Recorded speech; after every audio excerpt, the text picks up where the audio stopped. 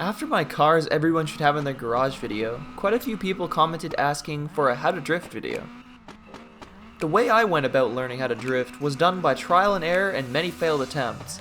So just to make things clear from the get-go, this is not supposed to be a replacement for training or figuring out the car for yourself. This guide is only supposed to help you in the right direction so you won't be needlessly frustrated or angry.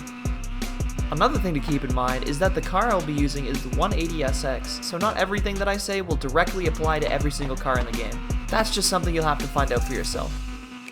With all of that out of the way, let's get started. Before we start sliding, it'd be best if we took a look at what our brakes do and how we can use them effectively during a drift. Both brakes are quite different from one another and are very individually important.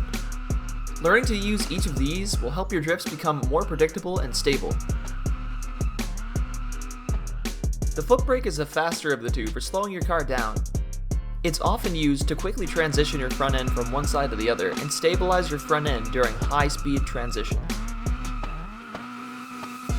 This brake is most useful during higher speed drifts, when flooring it using 3rd or 4th gear, or at around 45 miles per hour or above. It can also heavily affect your speed and momentum, so make sure you don't overuse it. Hand brake. This brake doesn't slow down your car nearly as much as the foot brake, but it can be used to do long sweeping slides that still decrease speed.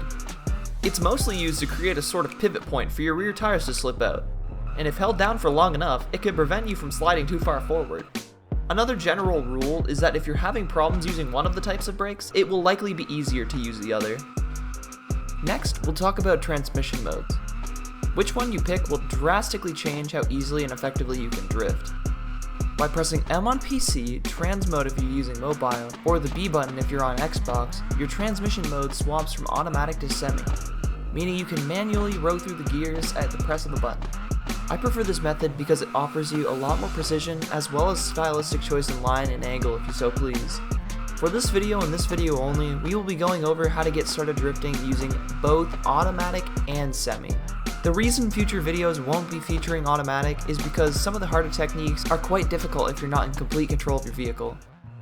On screen now are the upshift and downshift points for every single gear on the 180SX using automatic transmission. If you're going to try to use automatic, you'll want to learn these numbers by heart for your car of choice. A stable balance of throttle and steering while maintaining a consistent speed is the key to making automatic work smoothly. It's most practical to use on smaller tracks like Mousyy, where you can comfortably drift from wall to wall with relative ease. Longer tracks, however, are a different story completely. The longer corners and straightaways become, the harder it is to maintain speed while keeping your drifts fluid at the same time.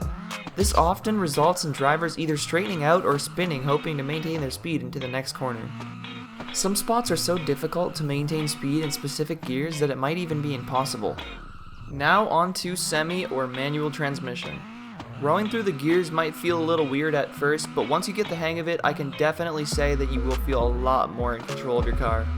First gear. First gear is not very useful at all for consistent or smooth drifting. It's mostly used to get your vehicle rolling when stationary. Not much else to say. Second gear. To be completely clear, second gear should not be used as your main gear if your end goal is to link entire tracks smoothly and consistently. But a few examples of good tracks that fit the gear perfectly are Skyfer and Mousyy, in my opinion. Third gear.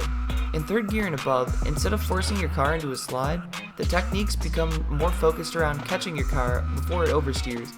You do this with either throttle input, steering, brakes, or if you're a really advanced driver, a mixture of all three. These skills gradually come with training, but if you're really struggling to use third, here are a few tips that can gradually give you a bit of a boost. Holding down the throttle for a long period of time without knowing how to control it is a recipe for disaster. Lifting off the throttle at times to steady yourself out and slow your pace down is almost always a valid option. It's all in how you go about it. Another thing people tend to miss is that the longer and faster the corners are in a map, the more gentle you have to be with your inputs. One wrong move can drastically change your line and can quickly lead into oversteer or can guide you off the track accidentally. The last tip is more of a trick. You see, while downshifting and doing a fast transition, your car carries the speed that you've built from the last gear and starts to match the gear you've changed into, meaning that theoretically you could do third gear entries while downshifting to second to catch and maintain the drift if you're more comfortable that way. Before I finish off this beginner's guide, I'd like to give 2 general tips that will not only be important for improving, but will make the experience so much more enjoyable as well. Firstly, driving with your friends, or at least the same group of people, will help you find drivers around your skill level as well as find people who are willing to challenge you to become a better and faster driver. This also gives you the added benefit of having tandem partners when you've all reached that level.